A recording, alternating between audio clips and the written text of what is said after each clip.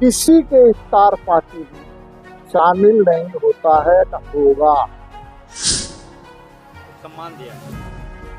दाऊद अफ्तार का मतलब ये नहीं कि मुसलमानों को सम्मान, बल्कि राजकीय आंखों पर एक रंग का चश्मा लगा है, वो लोग चलकर नहीं। देखिए, मैं बीजेपी के बारे में नहीं, सीपी सिंह किसी के इफ्तार पार्टी में शामिल नहीं होता है न होगा। क्यों? इफ्तार पार्टी होता क्या है, जरा बताइए। जब सरकार, मुख्यमंत्री ने इफ्तार पार्टी रखा है, तो कभी होली के अवसर पर कोई पार्टी रखा क्या? कभी दिवाली के अवसर पर कोई पार्टी रखा क्या? कभी कोई विजयादशमी के अवसर पर कोई पार्टी रखा क्या? ये इफ्तार पार्टी क्यों भाई? तो सवाल यह है कि सरकार तुष्टीकरण नीति अपनाती है और यही कारण है कि इफ्तार पार्टी करती है, उसके सत्ता में बैठे हुए लोग करते हैं। मैं किसी भी इफ्तार पार्टी में नहीं जाता हूँ भाई, और ना आगे जाऊंगा। इफ्तार का आमंत्रण निश्चित रूप से किसी पर्व में, किसी त्योहार में, किसी व्रत के पूरा होने पर बुलाने वाली प्रक्रिया है। कोई आमंत्रण के मसले नहीं है। जो इस देश की गंगा जमनी तहजीब में आस्था रखते हैं, वैसे लोग निश्चित रूप से चल कर आएंगे, लेकिन जिसकी आंखों पर एक रंग का चश्मा लगा है, वो लोग चलकर नहीं। सीपी सिंह ने कहा कि मैं नहीं जाऊंगा कभी होली में, दिवाली में, दशहरा में। इस तरह का पार्टी होता है क्या? मैं इफ्तार में तो नहीं जाऊंगा। संविधान की मूल भावना को न समझ पाने का दिखावा या ढोंग करने वाले लोग इन बातों को कहते हैं। हर परिवार में बड़ा भाई छोटे भाई का ध्यान रखता है। संविधान निर्माताओं ने इस देश के बहुसंख्यक समाज को अल्पसंख्यक समाज के हितों के ध्यान रखने की जवाबदेही सौंपी थी, और इसी जवाबदेही की परंपरा में आपने देखा होगा कि समाज के छोटे या अल्पसंख्यक समूहों को समाज की मुख्यधारा में रखने के लिए इन परंपराओं को शुरू से आहूत किया गया है। हाल के दिनों में बड़े भाई सीपी सिंह साहब, जिनका आपने नाम लिया है, उनके भी दल के नेताओं को हम लोगों ने बारहा इफ्तार की पार्टियों में शामिल होते हुए देखा है।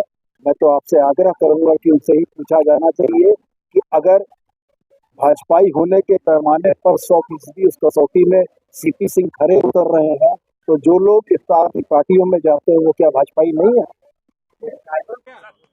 हो गया।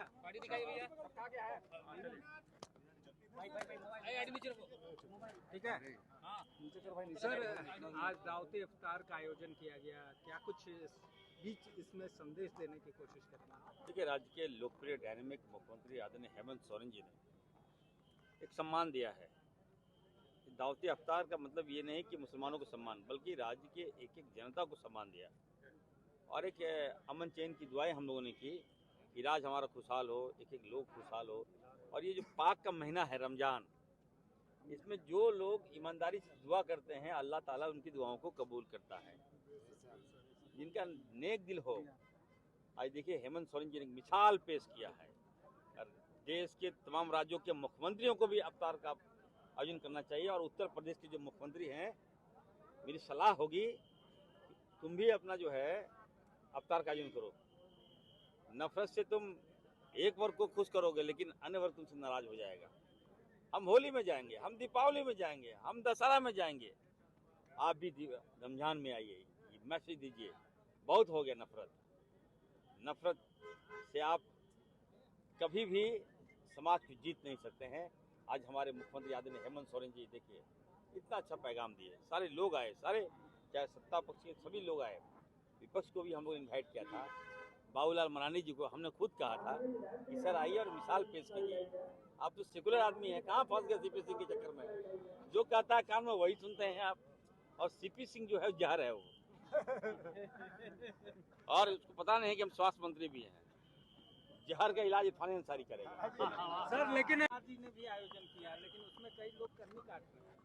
अब देखिए, नीतीश जी को तो पहले बोलना चाहिए कि वक्फ बोर्ड पर उनका राय क्या है।